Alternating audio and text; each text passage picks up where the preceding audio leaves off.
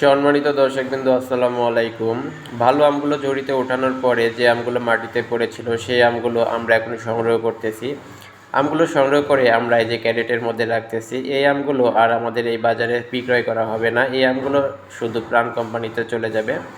তো যাই হোক, এই ভিডিওতে আমি আপনাদের সাথে নতুন একটা জিনিস শেয়ার করতেছি। সেই বিষয়টা হলো যে আপনারা বাজার থেকে আম কেনার পরে বা অনলাইন থেকে যারা আম ক্রয় করেন, আম ক্রয় করার পরে যখন বাসায় রেখে দেন তখন আপনাদের আমের মুখগুলো পচে যায়।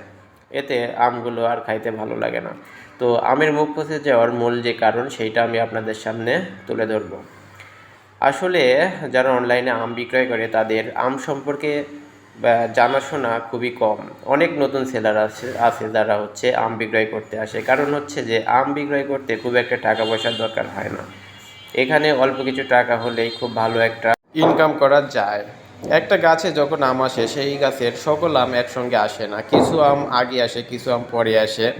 তো সেই গাছের আম যখন সব একসঙ্গে পেড়ে রাখা হয় তখন যে আমগুলো আগে আসে সেই আমগুলো পেকে যায়, কিন্তু যে আমগুলো পরে আসে সেই আমগুলো কিন্তু অপরিপক্ক থাকে।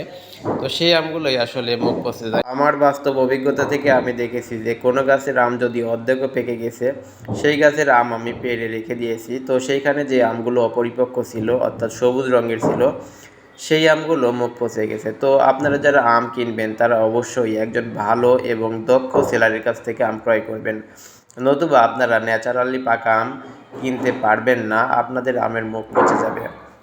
ন্যাচারাল পাকা আম খাওয়ার আশায় অনলাইনে আম ক্রয় করেও যদি আপনারা ঠকে যান তাহলে ব্যাপারটা খুব একটা ভালো দেখায় না। তো ভালো থাকবেন সবাই, ধন্যবাদ আপনাদের সবাইকে।